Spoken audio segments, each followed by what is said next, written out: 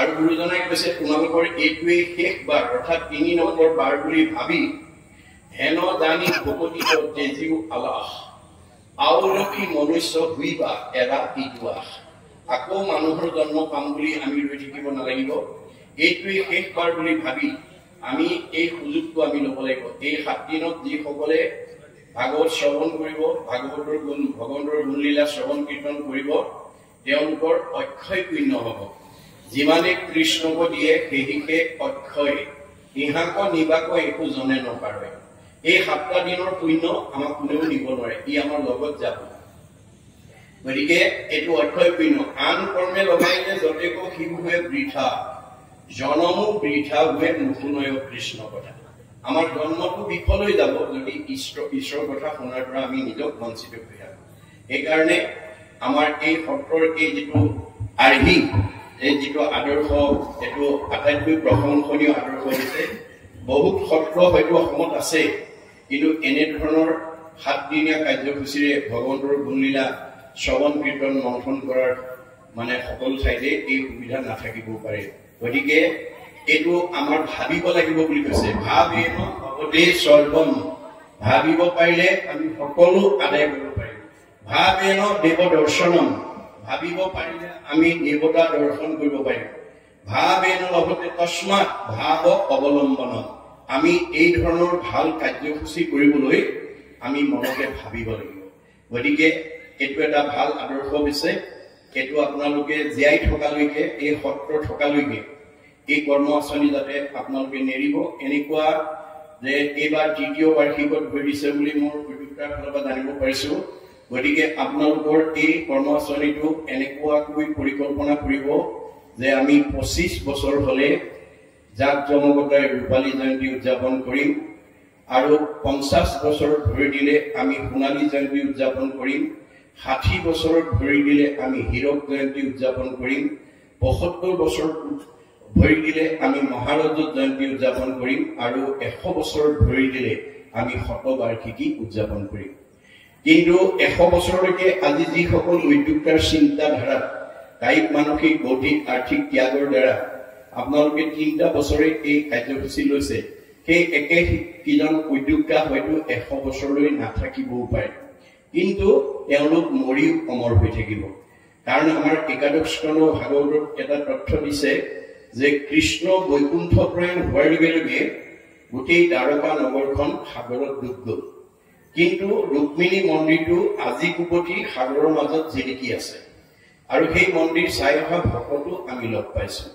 কিন্তু গুৰুজনাৰ দৰ্শন, ভাগৱতৰ দৰ্শন, বেদৰ দৰ্শনটো হৈছে যে আমি এতিয়া সাগৰৰ মাজত ৰুক্মিণী মন্দিৰ বিচাৰি ফুৰিলে নহব, আমিও ৰুক্মিণী মন্দিৰ এই সত্ৰৰ এলেকাত জন্মগ্ৰহণ কৰি এৰি থৈ যাব লাগিব।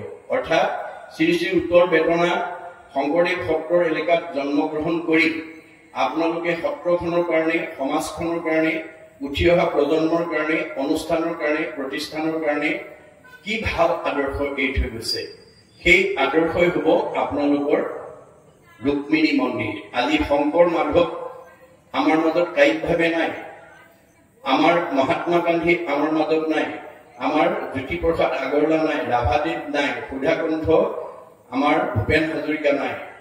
এই ধৰণৰ মহাপুৰুষসকলে যিখিনি জগতৰ উপকাৰৰ কাৰণে অৱদান এৰি থৈ গৈছে, সেই অৱদানে তেওঁলোকক চিৰ সজীৱ কৰি ৰাখিছে। আপোনালোকেও এনে এটা সংকল্পৰে এই অঞ্চলত থাকক, যাতে মোৰ আদৰ্শই মোক যাতে চিৰ সজীৱ কৰি ৰাখে। ভগৱানে যি প্ৰতিভা দিছে, সেই প্ৰতিভাটো আমি ভগৱানৰ কামত প্ৰয়োগ কৰিবলৈ শিকিব লাগে। ভগৱানে কৈছে তোমালোকে যদি মই সেই প্ৰতিভাটো মোৰ কামত ব্যৱহাৰ কৰা, জয় দদাতি চব পাপনতি, সি সদায় পাই থাকিব। এতিয়া আপোনালোকক এই সত্ৰ এলেকাত বসবাস কৰি থকা সকলক কাক কি প্ৰতিভা দিছে আপোনালোকে জানিব। কাৰোবাক হয়তো গাঁওখনৰ ভিতৰত, সমাজখনৰ ভিতৰত আটাইতকৈ ধনী মানুহ কৰি পঠিয়াইছে, কাৰোবাক হয়তো আটাইতকৈ বিদ্যাৱন্ত কৰি পঠিয়াইছে, কাৰোবাক হয়তো আটাইতকৈ বুদ্ধিমন্ত কৰি পঠিয়াইছে, কাৰোবাক হয়তো আটাইতকৈ জ্ঞানী কৰি পঠিয়াইছে, কাৰোবাক হয়তো আটাইতকৈ সম্পদশালী কৰি পঠিয়াইছে, ইত্যাদি ইত্যাদি। আপোনালোকৰ সত্ৰৰ সমাজেহে জানিব আপোনাৰ সত্ৰৰ এলেকাত বসবাস কৰি থকা বা এই সত্ৰৰ লগত জড়িত কোন আটাইতকৈ বেছি ধনী মানুহ আছে আপোনালোকৰ গাঁৱত, কোন আটাইতকৈ বিদ্যাৱন্ত আছে, কোন আটাইতকৈ সম্পদশালী লোক আছে, কোন আটাইতকৈ বুদ্ধিমন্ত জ্ঞানী লোক আছে আপোনালোকে জানিব। কিন্তু ভগৱানে কৈছে তোমাক মই যি গাঁওখনৰ ভিতৰত সমাজখনৰ ভিতৰত যি বেছি প্ৰতিভা দি পঠিয়াইছো সেই প্ৰতিভাটো তুমি মোৰ কামত ব্যৱহাৰ কৰিবলৈ শিকিবা। মই মানে তৃণমূল এটা আত্মা, মই মানে পৰিয়াল, মই মানে সমাজ, মই মানে অনুষ্ঠান, মই মানে প্ৰতিষ্ঠান, মই মানে দল, মই মানে সংগঠন, মই মানে জড় জগত, মই মানে জীৱ জগত, মই মানে নিখিল জগত। অহমে বাস্যমে অগ্ৰে ন অন্যৎ সৎ পৰম প্ৰচ্ছাদ অহম যো এইতৈছ যো অৱশিষ্টতে সুইছয় অহম। আদিত মই, মধ্যত মই, শেষত ময়েই থাকিম। তুমি দেখা জগতখন মিছা, জগত মিথ্যা, ব্ৰহ্ম সত্য, ব্ৰহ্মই সঁচা। ব্ৰহ্ম কি? জীৱ ব্ৰহ্ম এইব কেৱলম, জীৱই ব্ৰহ্ম। অৰ্থাৎ আমি তৃণমূল এটা আত্মাৰ পৰা দৈনন্দিন জীৱনত পৰিয়াল, সমাজ, অনুষ্ঠান, প্ৰতিষ্ঠান, দল, সংগঠন আদি আগবঢ়াই নিয়াৰ ক্ষেত্ৰত আমাৰ এই শৰীৰটো আমি প্ৰয়োগ কৰিব লাগিব।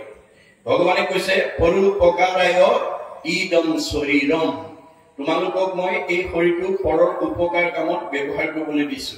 অনুষ্ঠান মানেও মই, প্ৰতিষ্ঠান মানেও মই, দল সংগঠন মানেও মই। এতিয়া আপোনালোকৰ এই সত্ৰ অনুষ্ঠানে 7 দিনীয়া কাৰ্যসূচী হাতত তুলি লৈছে।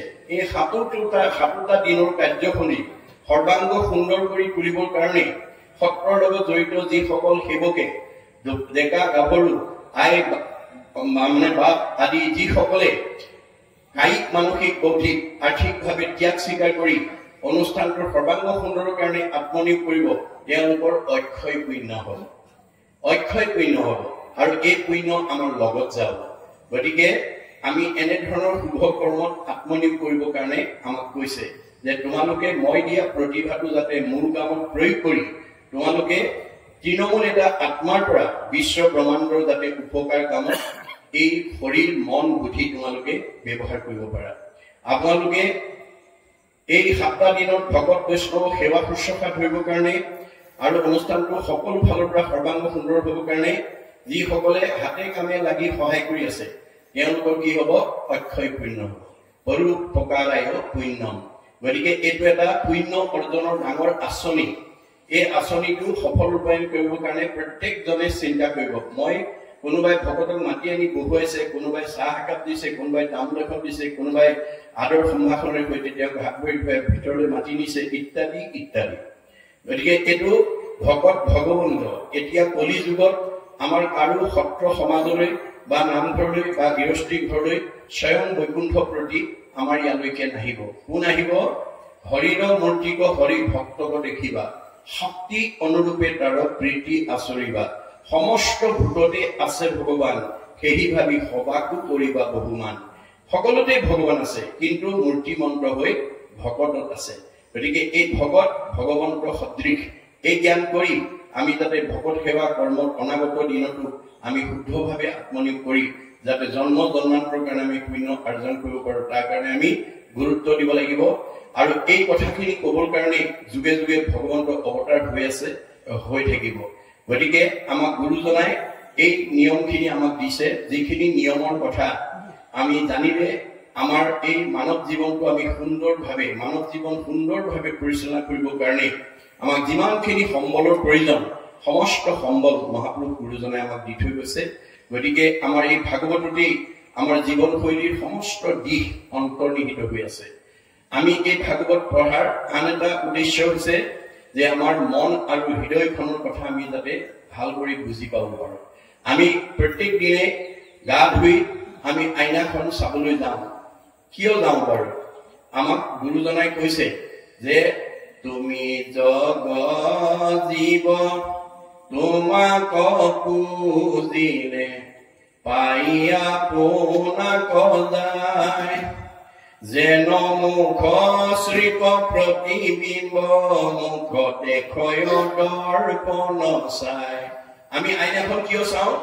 যে আমাৰ শৰীৰটো, আমাৰ অৱয়ৱটো ভালে আছেনে বেয়া আছেনে? মই আগতকৈ বগাই হৈছোনে, কলাই হৈছোনে, শকতে হৈছোনে, ক্ষীণাইছোনে, মোৰ মুখত কিবা স্পট পৰিছে নেকি, সেই কথাটো জানিবৰ কাৰণে আমি আইনাখন চাওঁ। আইনাখন চালে মোৰ নিজৰ অৱয়ৱটোৰ কথা ক'ব পাৰোঁ। ঠিক তেনেকৈ ভাগৱত শুনিলে আমাৰ প্ৰত্যেকৰ নিজৰ হৃদয় আৰু মনটোৰ কথা আমি জানিব পাৰোঁ যে যিখন হৃদয়ত ভগৱন্ত অৱস্থান কৰি আছে, সমস্ত ভূতৰে মই আছো হৃদয়ত। এই হৃদয়খনক বৃন্দাবন বুলি কোৱা হৈছে। বৃন্দ মানে আনন্দ, অবন মানে দৰ্শন স্থান। য'ত আনন্দ থাকে সেইখনেই বৃন্দাবন, অৰ্থাৎ আমাৰ হৃদয়খন বৃন্দাবন। এই হৃদয়ত ভগৱান আমাৰ প্ৰত্যেকৰ হৃদয়তে অৱস্থান কৰি আছে। এতিয়া তেওঁ কৈছে মই থকাটো ঠাইখন তুমি পৰিষ্কাৰ কৰি ৰাখিবা, অৰ্থাৎ ভগৱন্তৰ থকা জেগাখন আমি সত্যম শিৱম সুন্দৰম কৰি ৰাখিব লাগিব। গতিকে আমাৰ এই হৃদয়খনত যাতে কাৰো প্ৰতি ঈৰ্ষা, হিংসা, কুৎসুক, কপট, বেয়া ভাৱ যাতে আমাৰ থাকিব নালাগে, তেতিয়া সেইখন শুদ্ধ হৃদয়। গতিকে যিখন শুদ্ধ হৃদয় সেইখনত ভগৱন্ত চৈতন্য হৈ থাকিব। আৰু ভগৱন্ত চৈতন্য হৈ থকা হৃদয়খনৰ মানুহ ডেকা ল'ৰাই হওক, গাভৰু ছোৱালীয়ে হওক, বোৱাৰীয়ে হওক, মতা মানুহে হওক, মাইকী মানুহে হওক, তেওঁ খোলা হাঁহি মাৰিব পাৰিব। যাৰ হৃদয়খন শুদ্ধ হৈ আছে, ভগৱন্ত চৈতন্য হৈ থাকিব, সেইখন হৃদয়ৰ মানুহে খোলা হাঁহি মাৰিব পাৰিব। খোলা হাঁহি মাৰিব পৰা মানুহৰ চেহেৰা ভাল হ'ব, কমনীয়তা বৃদ্ধি হ'ব আৰু আয়ুস বৃদ্ধি হ'ব। ভগৱানে দিয়াতকৈও আমি আয়ুস বঢ়াব পাৰিম যদি ভাগৱত শুনি আমি হৃদয়খন যদি সুন্দৰ কৰি ৰাখিব পাৰোঁ। যিখন হৃদয়ত আসুৰিক ভাৱ থাকিব, কাম, ক্ৰোধ, লোভ, মোহ, মদ, মাৎসৰ্য, ঈৰ্ষা, হিংসা, কুৎসুক, কপট, ঠগ, প্ৰবঞ্চনা, পৰনিন্দা, পৰচৰ্চা, অভিমান, অহংকাৰ, পৰ অন্যায়, জিদভাৱ, এই লেতেৰা ভাৱবোৰ, আসুৰিক ভাৱবোৰ যাৰ হৃদয়ত থাকিব সেইখন লেতেৰা হৃদয়। লেতেৰা হৃদয়ত ভগৱান চৈতন্য হৈ নাথাকে। চৈতন্য হৈ নথকা হৃদয়খনৰ মানুহে খোলা হাঁহি মাৰিব নোৱাৰে, আৰু খোলা হাঁহি মাৰিব নোৱাৰা মানুহৰ চেহেৰা ভাল নহয়। বাইবেলত চলোমনে কৈছে, মেৰী হাৰ্ট ডুৱেট good like a medicine, A broken heart dry the bone. যাৰ হৃদয়ত আনন্দ থাকিব মেডিচিনৰ দৰে কাম কৰিব, চেহেৰা ধুনীয়া কৰিব, আয়ুস বঢ়াই দিব, কমনীয়তা বঢ়াই দিব। যাৰ হৃদয়খন দুখ বেদনাৰে ভৰি থাকিব সেইখন হৃদয় আৰু ঘিউ মৌ খাওক, হাড়লৈকে শুকাই যাব। আহাৰে চেহেৰা ভাল কৰিব নোৱাৰি যদি মনটো আনন্দত ৰাখিব নোৱাৰো। এতিয়া মনটো আনন্দত ৰাখিবলৈ হলে কপিলে মাকক কৈছে, মূৰ শুনিৰ মল কথা কহন্ত শুনন্ত। মোৰ শুনিবৰ কথা মা যদি জানা আনক কবা, ল'ৰা ছোৱালীক কবা, জীয়াৰী বোৱাৰীক কবা, ওচৰ চুবুৰীয়াক কবা, বন্ধু বান্ধৱক কবা, আলহী অতিথিক কবা। আৰু যদি নাজানা কাণ পাতি শুনিবা। শ্ৰোতা নহলে মা তুমি কোনোদিন বক্তা হব নোৱাৰিবা। ভাল শ্ৰোতা নহলে ভাল বক্তা হব নোৱাৰিব। গতিকে আমি আনৰ ভাল কথাবিলাক ভালকৈ শুনি আয়ত্ব কৰিবৰ কাৰণে গুৰুত্ব দিব লাগিব। মোদবিনে চিত্ৰ আন দেৱত নেদন্ত বুলি কৈছে। মোদ বিনে আন দেৱতাক মনোযোগ নিদিবা, কাৰণ ব্ৰহ্মাক আদি কৰি জীৱ যত ৰাম ৰাম ৰাম ৰাম ৰাম মায়া সজ্জা মাজে আশ্ৰয় ঘুমতি যায়। আপুনি মইনো কোন? সৃষ্টিকৰ্তা ব্ৰহ্মা, সংহাৰকৰ্তা শিৱ, পালনকৰ্তা বিষ্ণুকে প্ৰমুখ্য কৰি ৩৩ কোটি দেৱতা ভগৱন্তৰ অজ্ঞান আন্ধাৰত তেওঁলোকে ভগৱানৰ মায়াত বন্দী হৈ আছে, অজ্ঞান আন্ধাৰত বন্দী হৈ আছে। তেওঁলোক নিজেই আন্ধাৰত আছে। আন্ধাৰত থকা দেৱতাৰ আশ্ৰয় ললে আমি কেতিয়াও পোহৰ পাব নোৱাৰো। আন্ধাৰত বহি থকা মানুহ এজনৰ কাষত কোনোবা বহিলে তেওঁ কেতিয়াও পোহৰ পাব নোৱাৰিব। আমি ক'ত বহিব লাগিব? অৰ্জুনক কৈছে যে মাং প্ৰপদন্তে মায়া মেতাম তৰন্তিতে। এই অৰ্জুন মই পোহৰ, মোৰ কাষত যেতিয়ালৈকে আশ্ৰয় নলবা তেতিয়ালৈকে তুমি অজ্ঞান আন্ধাৰতে বাস কৰিব লাগিব। গতিকে মোৰ কাষত আশ্ৰয় লোৱাৰ লগে লগে পৰম আনন্দ আহি মনত মিলয়, দেৱে তাক আৰতিনি তাপে নচুয়। তেতিয়া পৰম আনন্দই আমি মনত আমাৰ অৱস্থান কৰিব। আমি আনন্দ বিচাৰিব নালাগে, আনন্দইহে আমাৰ ঘৰখন বিচাৰিব। আমি দুখ বিচাৰিব নালাগে, দুখেহে আমাৰ ঘৰ বিচাৰি ফুৰিব। আপুনি যদি জীয়াই থাকোঁতে কাৰোবাক দুখ দিয়ে, আঘাত দিয়ে, অন্যায় কৰে, ঠগ কৰে, প্ৰবঞ্চনা কৰে ইত্যাদি যদি আনক দুখ দিয়ে, তেতিয়াহলে ভগৱানে কৈছে কাক দুখ দিছা? যত দেখা ভূত প্ৰাণী সবাহাকে বিষ্ণু মানি হিংসা এৰি কৰা উপকাৰ। মই চবতে আত্মাৰূপে বিৰাজমান কৰি আছো, কৰ্মফলে বিভিন্ন ৰূপত আছো। পাৰিলে কাৰোবাক উপকাৰ কৰিবা, কাকো হিংসা নকৰিবা। উপকাৰ কৰিলে আমাৰ কি হব? সৰু উপকাৰাই পুণ্যম, আমাৰ পুণ্য অৰ্জন হব। আৰু যদি কাৰোবাক হিংসা কৰে পাপায় পৰপীড়নম, আপুনি কাৰোবাক দুখ কষ্ট দিলে আপোনাৰ জীৱনলৈ পাপ নামি আহিব, পাপ আহিলে আপোনাৰ জীৱনত দুখ কষ্ট ভুগিব আৰু আয়ু কমি যাব।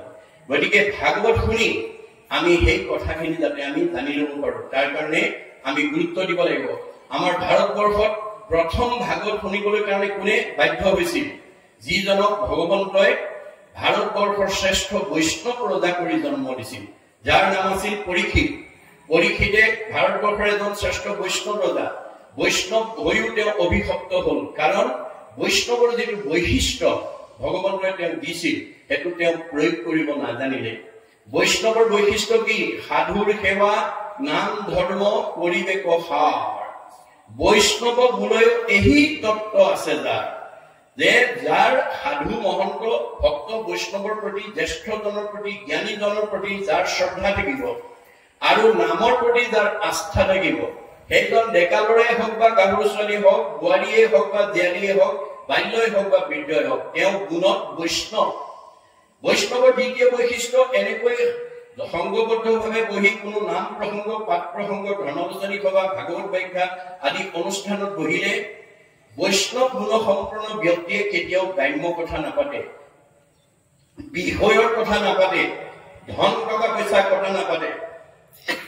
তেওঁলোকে কি পাতিব? বিঠা বাক্য নুশুনিব, নামাতিব মিছা, কৃষ্ণ কথা শুনিবলৈ কৰিবেক ইচ্ছা। বৈষ্ণৱ গুণ সম্পন্ন ব্যক্তিয়ে দিনটোত কেনেকৈ কৃষ্ণৰ কথা এটা শুনি মই জন্ম জন্মান্তৰ কাৰণে পুণ্য অৰ্জন কৰিব পাৰো, তাৰ কাৰণে সদায় গুৰুত্ব দিয়ে। দ্বিতীয় বৈশিষ্ট্যটো কি? নামক জপিয়া ব্ৰহ্ম কৰিবেক মন, নিৰামিষে সদায় কৰিব ভোজন। বৈষ্ণৱ গুণসম্পন্ন ব্যক্তিয়ে কেতিয়াও সামিষ নাখায়, কাৰণ সামিষ খালে প্ৰাণী হিংসা কৰিব লাগিব। গতিকে পৰীক্ষিতে সেইখিনিতে ভুল কৰি দিলে। তেওঁ বৈষ্ণৱ ৰজা কৰি ভাৰতবৰ্ষত জন্ম দিছিল, তেওঁ কিন্তু প্ৰাণী হিংসা কৰিবৰ কাৰণে গুচি গল, অৰ্থাৎ প্ৰভু মানিবৰ কাৰণে, মানে নিৰ্ভয়া কৰিবৰ কাৰণে তেওঁ গুচি গল, যাৰ কাৰণে তেওঁ পাপ সিদ্ধ হল। অৱশেষত তেওঁ প্ৰভুৰ পিছে পিছে দৌৰি দৌৰি পিয়াহত কণ্ঠ শুকাই যেতিয়া সমীক ঋষিৰ আশ্ৰমত প্ৰৱেশ কৰিছিল, সেই সময়ত সমীক ঋষিয়ে একান্ত মনে ঈশ্বৰক ধ্যান কৰি আছিল। কোন আহিছে কোন অহা নাই কব নোৱাৰে, কিন্তু পৰীক্ষিতে সেই বিবেচনা নকৰি তেওঁ নিজৰ পদমৰ্যাদাক প্ৰাধান্য দি, মই দেশৰ ৰজা, তুমি মোৰ প্ৰজা, তোমাৰ আশ্ৰমত মই আহিছো, তুমি মোক মান্যতা দিয়া নাই, এই বুলি খঙত একো নাই হৈ ধনুৰ আগেৰে মৰা সাপ এটা আনি পৰীক্ষিত মানে সমীক ঋষিৰ ডিঙিত মেৰিয়াই থৈ গুচি গল। খবৰটো তেওঁ খেলি থকা পুত্ৰ চিংগিমুনি ওচৰত লগৰীয়াই কোৱাৰ লগে লগে দৌৰি আহি দেখিলে হয় দেউতাকৰ ডিঙিত কোনোবাই মৰা সাপ আঁৰি থৈ গৈছে। তেওঁ লগে লগে খঙত একো নাই হৈ অভিশাপ দি দিলে, মোৰ দেউতাৰ ডিঙিত যোনে এনেকৈ মৰা সাপ পাৰিছে, এই তক্ষকে তেওঁক 7 দিনত দংশন কৰি মাৰিব। খবৰটো পৰীক্ষিতৰ কৰ্ণগোচৰ হোৱাৰ লগে লগে মৃত্যুৰ ভয়ত প্ৰস্ত্ৰমান হল আৰু পুতেকক মাতি আনি কলে, জন্মেজয় বোপা, মই অভিশপ্ত হলো কৰ্ম দোষত, মোক 7 দিনত তক্ষকে দংশন কৰিব, মোৰ মৃত্যু অনিবাৰ্য। এই সপ্ত দিবা পৃথিৱী পৰিচালনাৰ দায়িত্ব মই তোমাৰ ওপৰত অৰ্পণ কৰিলো, আৰু মই কিবা প্ৰকাৰে তক্ষকৰ দংশনৰ পৰা নিজক বচাব পাৰো নেকি উপায় বিচাৰি যাওঁ। এই বুলি তেওঁ ক'ত গল? গংগাৰ পাৰত গৈ আশ্ৰয় ললেগৈ।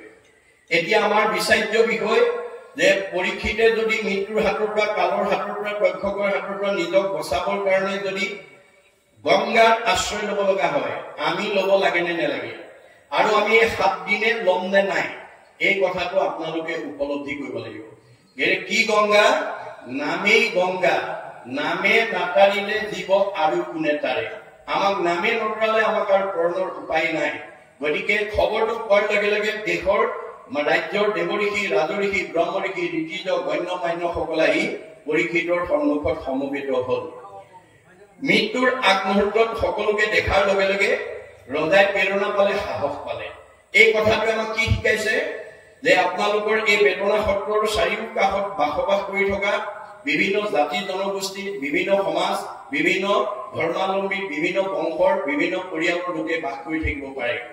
পৰিয়ালৰ ভিন্নতা থাকিব পাৰে, বংশৰ ভিন্নতা থাকিব পাৰে, জাতিৰ ভিন্নতা থাকিব পাৰে, সমাজৰ ভিন্নতা থাকিব পাৰে, কিন্তু আত্মাৰ ভিন্নতা নাই। আত্মা দৃষ্টিত আমি সকলো ঈশ্বৰৰ অমৃতৰ সন্তান। সেই ফালৰ পৰা এই বেদনা সত্ৰৰ কোনো এলেকাত কাৰোবাৰ বিপদ হলে প্ৰধানকৈ জন্ম মৃত্যু বিবাহ এই তিনিটা প্ৰধান বিপদত পৰিলে মানুহে গৈ অকণমান সহানুভূতি দিব লাগে, খবৰ এটা ল'ব লাগে, প্ৰেৰণা এটা দিব লাগে। এইটো মানৱীয় ধৰ্ম।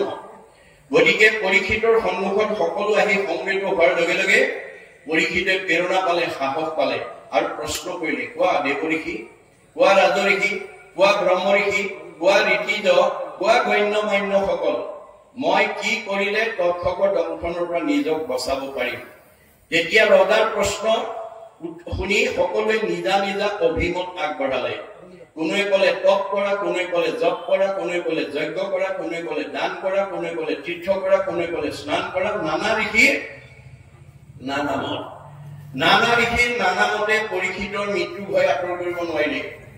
অৱশেষত শুকদেৱে আহি প্ৰথম স্কন্ধৰ পৰা দ্বাদশ স্কন্ধ ভাগৱত 7 দিন 7 ৰাতি নীৰৱ নিশ্চিতভাৱে কোৱাৰ পিছত দ্বাদশ স্কন্ধ ভাগৱত শুনাৰ লগে লগে পৰীক্ষিতৰ ব্ৰহ্ম জ্ঞান প্ৰাপ্ত হৈ গল।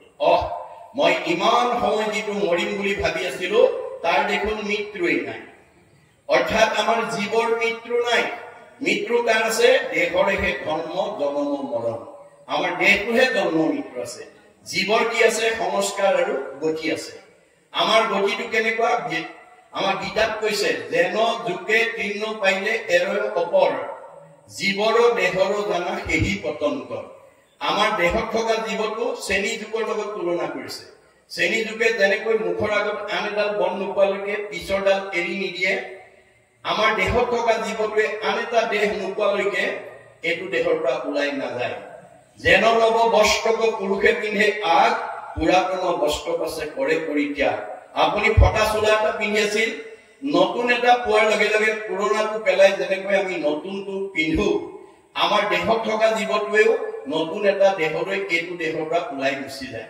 এতিয়া আপোনাৰ দেহটো, আপোনাৰ দেহত থকা জীৱটো ওপৰলৈ পঠাব নে তললৈ পঠাব? আমাৰ জীৱৰ গতি হয় ঊৰ্ধ্বগতি, নহয় অধোগতি, হয় সংস্কাৰ, নহয় অসংস্কাৰ।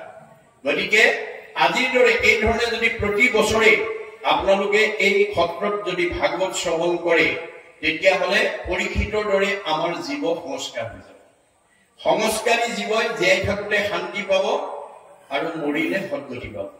গতিকে আমাৰ জীৱৰ গতিহে আছে, হয় সদগতি, নহয় অধোগতি, হয় সংস্কাৰ, নহয় অসংস্কাৰ। গতিকে ভাগৱত শ্ৰৱণ বিনা কোনো জীৱ সংস্কাৰ হ'ব নোৱাৰে। তেওঁ যিমান বিদ্যাৱন্ত, ধনৱন্ত, শ্ৰীমন্ত, সম্পদশালী নহওক কিম্বা, ভাগৱত নুশুনা জীৱ সংস্কাৰ হ'ব নোৱাৰে। আপুনি যিমান দামী কাপোৰ নিপিন্ধক কিম্বা, মলি পৰিবই। মলি পৰাৰ পিছত তাৰ পৰা মলি গুচাবলৈ যেনেকৈ চাবোন বা চাৰ্ট ব্যৱহাৰ কৰিব লাগে, ঠিক তেনেকৈ আমাৰ এই মায়ামল কলিমলৰ পৰা আমাৰ দুখ যুগৰ কৃপা আৰু জীৱক সদগতি দিবৰ কাৰণে আমি ভাগৱত শুনিব লাগে। ভাগৱত শুনিলে আমাৰ জীৱ কেনেকৈ নিৰ্মল হয়, মাধৱ পুৰুষে ঘোষাত লিখিছে, কৰ্ণপথে ভকতৰ হিয়াত প্ৰৱেশী হৰি, দুৰ্বাসনা হৰে সমষ্টয়, জলৰ দতে কমল যেহেন শৰৎকালে স্বভাৱতে নিৰ্মল হয়। শৰৎকালৰ পানী যেনেকৈ স্বভাৱতে নিৰ্মল হৈ যায়, কৃষ্ণ কথা শুনা জীৱ তেনেকৈ নিৰ্মল হৈ যায়। বিজ্ঞানে স্বীকাৰ কৰিছে যে আমাৰ এই উপৰিভাগত যি বায়ুমণ্ডল আছে, ঘনত্বৰ ওপৰত তাত 3টা স্তৰত ভাগ কৰিছে, টপস্ফিয়াৰ, টেট্ৰস্ফিয়াৰ, আইনোস্ফিয়াৰ। আইনোস্ফিয়াৰক বৈতৰণী নদী বুলি কল্পনা কৰা হৈছে। অৰ্থাৎ আমাৰ জীৱ প্ৰায়নৰ পিছত এই 3টা লেয়াৰ ভেদ কৰি 14 ব্ৰহ্মাণ্ডৰ বাহিৰত শুদ্ধ জীৱৰ কাৰণে, ভকতৰ কাৰণে নিৰ্মাণ কৰা বৈকুণ্ঠত অৱস্থান কৰিব আৰু ঘূৰি আহিব নালাগে। ভাগৱত শুনা জীৱ আৰু ঘূৰি আহিব নালাগে। গতিকে ভাগৱত নুশুনা জীৱই এই 3টা লেয়াৰৰ ভিতৰতে অহা যোৱা কৰি থাকিব লাগিব। পুনৰপি জনমম, পুনৰপি মৰণম, পুনৰপি জনমম, পুনৰপি মৰণম হৈ থাকিব লাগিব। গতিকে সেইকাৰণে আমাৰ এই ভাগৱত যাতে প্ৰত্যেকখন ঘৰতে, প্ৰত্যেকখন সমাজতে, প্ৰত্যেকখন নামঘৰতে, প্ৰত্যেকটো সত্ৰতে যাতে আমি এই কৰ্মাচনী আপোনালোকৰ এই উত্তৰ বেদনা সত্ৰৰ আদৰ্শৰে যাতে আমাৰ সকলো সত্ৰ, সকলো নামঘৰে, সকলো সমাজে যাতে আদৰ্শ গ্ৰহণ কৰে, তাৰ বাবে মই আহ্বান জনাইছো। কাৰণ ভাগৱত শ্ৰৱণ বিনা জীৱ সংস্কাৰ হ'ব নোৱাৰে। গতিকে পৰীক্ষিতে দ্বাদশ স্কন্ধ ভাগৱত শুনাৰ লগে লগে যেনেকৈ ব্ৰহ্ম জ্ঞান হ'ল আৰু গতি পালে, আমি নাপাম নেকি?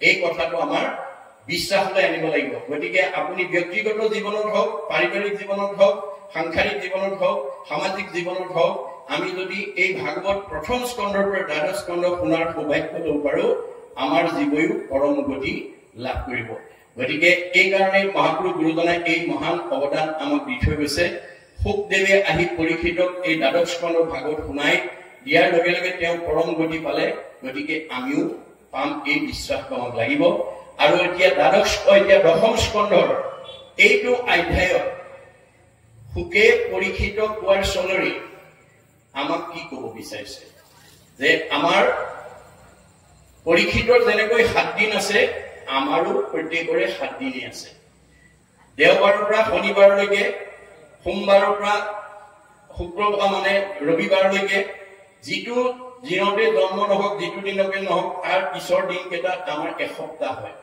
এই 7 দিনেই আমাৰ প্ৰত্যেকৰে ঈশ্বৰ কথা শুনাৰ আছে গতিকে আমি এই 7টা দিন যেনেকৈ পৰীক্ষিতক দেখুৱাইছে আমাৰ প্ৰত্যেকৰে 7টা দিনে আছে এই 7টা দিনতে আমি সময় সুবিধা বুজি যাতে এনে ধৰণৰ অনুষ্ঠানলৈ আহি আমি জ্ঞান অৰ্জন কৰি আমি যাতে জীয়াই থাকোঁতে মানে শান্তি আৰু মৰিলে সদ্গতি পাওঁ তাৰ কাৰণে আজিৰ দৰে অনুষ্ঠানলৈকে আমি আহিব লাগিব কাৰণ ঈশ্বৰ কথা নুশুনা জীৱ কেতিয়াও সংস্কাৰ হ'ব নোৱাৰে আৰু সংস্কাৰ নোহোৱা জীৱই কেতিয়াও ভগৱন্তৰ ওচৰলৈকে যাব নোৱাৰে এই সংসাৰতে ঘূৰি থাকিব লাগিব এই তথ্য আমাক দিছে এতিয়া এই দশম স্কন্ধৰ নন্দ যশোদা আৰু গোপীসকলৰ সৈতে শ্ৰীকৃষ্ণ বলৰামৰ কুৰুক্ষেত্ৰত মিলন নামাকৰণৰ সৈতে শুকে পৰীক্ষিত কোৱাৰ চলৰে মৃত্যুমুখী পৰীক্ষিত কোৱাৰ চলৰে আমাক কি ক'ব গৈছে আৰু এই অধ্যায়টোৰ তাৎপৰ্য কি আজি আমি তাৰ ওপৰত আলোচনা কৰিম এতিয়া এই কথাটো শুকে পৰীক্ষিত কৈছে শুক নিগদতি শুক শুনা নিব পৰীক্ষিত কৃষ্ণৰ চৰিত্ৰ লীলা পৰম অমৃত কৃষ্ণৰ গুণানুকীৰ্তন অমৃত তেওঁ নিৰ্গুণ কৃষ্ণ তেওঁ লীলাবিলাক গুণময় তুমি প্ৰভু নিৰ্গুণ গুণৰ সীমা নাই নিৰ্গুণ হবয় জীৱ সুহি গুণ গায় আজি আপোনালোকে 5 দিন এই লীলা মাহাত্য তেওঁৰ মানে নিৰ্গুণ কৃষ্ণই অৱতাৰ ধাৰণ কৰি যি গুণলীলা প্ৰদৰ্শন কৰি গৈছে সেই কথাখিনি আমি শুনিব লাগিব তেতিয়া আমাৰ কি হ'ব আমাৰ জীৱই গতি পাব মূল জন্ম কৰ্ম গায় হৈবেক নিষ্ঠা সেইকাৰণে মই ধৰো অৱতাৰ ভগৱন্তই অৱতাৰ কিয় ধৰিছে তেওঁৰ গুণলীলাবিলাক গাই যাতে জীৱশ্ৰেষ্ঠ মানুহ উদ্ধাৰ হ'ব পাৰে বাকী জীৱবিলাক মানুহৰ জন্ম পাবৰ কাৰণেহে চেষ্টা কৰি আছে অন্য জীৱই মানুহৰ জন্ম পাবৰ কাৰণে চেষ্টা কৰি আছে গতিকে মানুহৰ জন্ম পালেহে আজিৰ দৰে ঈশ্বৰ ভক্তি কৰি আমি 7টা ষ্টেপ পাৰ হৈ নিজ ঘৰখনলৈ ঘূৰি যাব পাৰিম ভাগৱত শুনাৰ লগে লগে আমাৰ প্ৰথম কি কৰিব প্ৰথমে দহিব পাতেক ছয় কৰাইবে মহা পুণ্য অদ্ভুতয় মিলাইবে বিষয়ত বীৰগতি কৃষ্ণ প্ৰাইবে প্ৰেম ভগতি উপদাইবে অতি বৈষ্ণৱ জ্ঞান মায়াকো দহিয়া কৰৈ নিৰ্জান সত্যেন্দ্ৰময় পূৰ্ণানন্দ হৰি থৈবন্ত তেন্তে এৰেকে কৰি আমি আৰু ঘূৰি আহিব নালাগে সেইকাৰণে ভাগৱত শুনি জীয়াই থাকোঁতে যাতে শান্তিত থাকিব পাৰো আৰু মৰিলে যাতে সদ্গতি পাব পাৰো তাৰ কাৰণে ভাগৱত শুনিবলৈ আহিব লাগে ভাগৱত নুশুনা মানুহে জীয়াই থাকোঁতে শান্তি পাব আৰু মৰিলে অধোগতি যাব জীৱন গতি আছে মৃত্যু নাই গতিকে এই তথ্য আমাক দিছে যে পৰম অমৃত কৃষ্ণৰ কথা আত অনন্তৰে কথা শুনা মহাবীৰ যি হব বৃত্তান্ত ভৈল গোকুলবাসী যে গোকুলবাসীৰ কেনেকুৱা বৃত্তান্ত হল শুনা শুনিলা আনন্দ বাৰ্তা নন্দ ৰূপে পাছে কৃষ্ণ সমে যত যদু বংশ আহি আছে যে কৃষ্ণৰ লগত সকলো যদু বংশ আহি আছে এই কথাটো নন্দ গোপক প্ৰমুখে কৰি সকলোৱে শুনিলে মিলিল উৎসুপে মহা মহা হৰিহিত তুলাইলা শকতে আনি সকলো সমৃদ্ধ সকলোবিলাক বস্তু আনি মানে গাড়ীত আনি ৰথত আমাৰ ভৰালে তথাতে ৰহিলা বাসা নন্দৰ আশ্ৰয় গোপগণ সমে যাওঁ আনন্দ হৃদয় গতিকে সেই ঠাইতে নন্দৰ বাসস্থান আছে আৰু আমি সকলোৱে আনন্দৰে দৰ্শন কৰোঁগৈ কৃষ্ণক দেখিব বুলি মনত উল্লাসে যশোদা ব্ৰহ্মক্ষে গোপী চলে লয়লাসে যে কৃষ্ণক দেখাৰ আনন্দৰে তেওঁলোকে লয়লাসেৰে গতি কৰিছে ভৈল সুপ্ৰভাত আজি বিধাতা প্ৰসন্ন পাইবু প্ৰেম পংকজৰ নেত্ৰক দৰিখন।